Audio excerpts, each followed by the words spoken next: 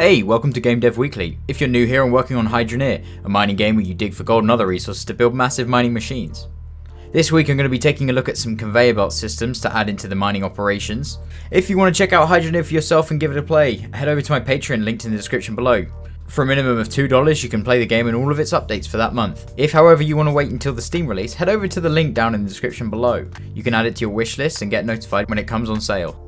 Over the last few weeks we've been making progress throughout the entire game, going from start to finish, adding new things, removing things and fixing things, just to make the game have a new quality of life overall. And this week we're going to be doing conveyor belts. And the first idea was to use these. They don't have the materials yet, so do bear that in mind, but I'm just going to place them all next to each other. So the idea is pretty simple. This can move basically any object from one side to the other just by using these tipping platforms. So let's start off with one of these.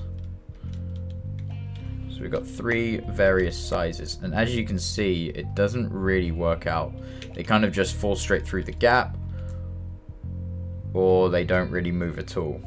I've tried to play around with this, changing some like friction values and stuff, but it really doesn't work. So we're going to have to take this one back to the drawing board and figure it out again.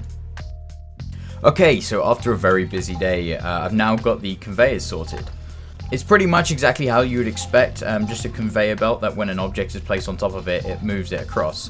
But also, since in the last episode we added in water pressure into the game, we're going to utilize that. So right here we've got three different sets of conveyor belts.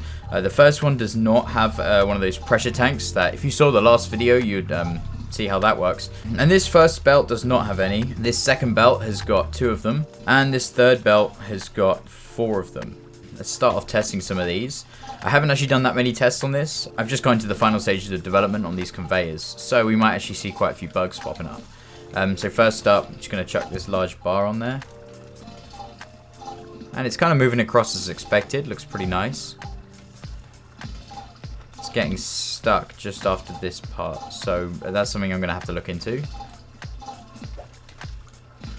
What I can do is actually reduce the friction on these belts to make it work a little bit nicer.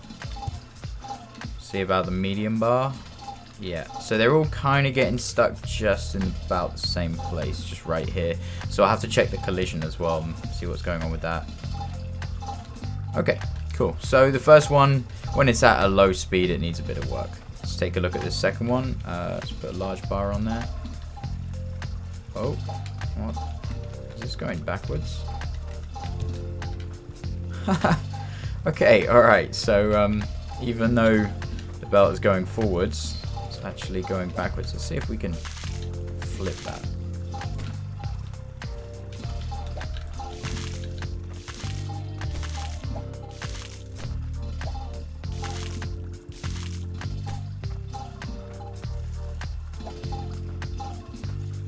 Alright, so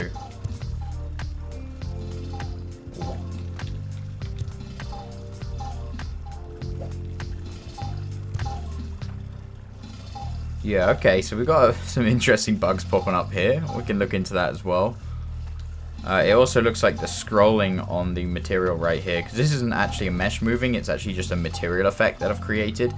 Looks like it's going a little bit too fast. So yeah, definitely going to have to look into that and see what the hell's going on. So over here on our final belt, we've got four of these pressure chambers, putting the water pressure up to the maximum.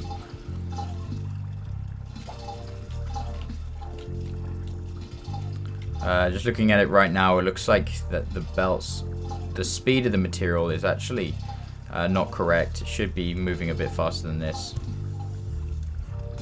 And as well, we got the belts going backwards. The speed is alright. I'm pretty happy with the speed as like that kind of maximum speed, but definitely I'm going to have to look at the material and see what's going on here.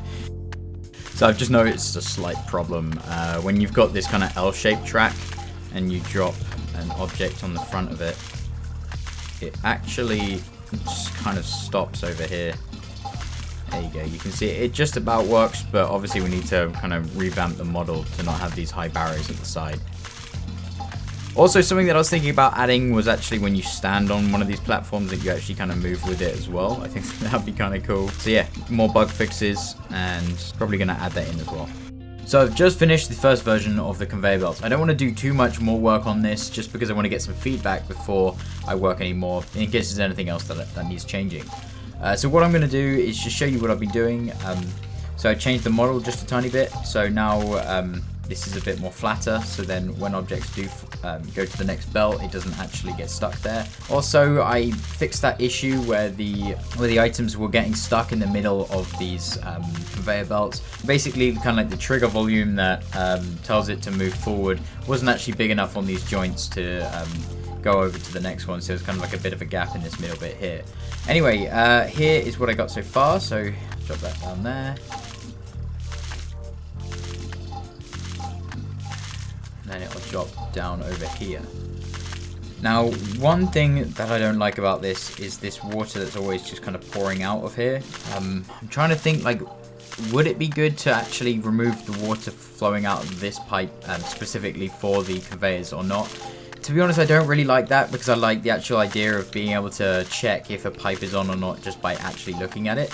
When you have these falling down conveyor belt systems, the water does kind of get in the way visually a bit, although it doesn't actually change how the object reacts.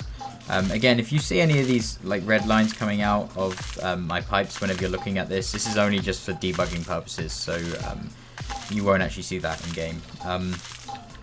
Anyway, I'm really happy with how these come out. I've also added in the ability to kind of like push the player along. It moves a bit quicker than the objects do, but again, this is just going to be subject to change with some feedback.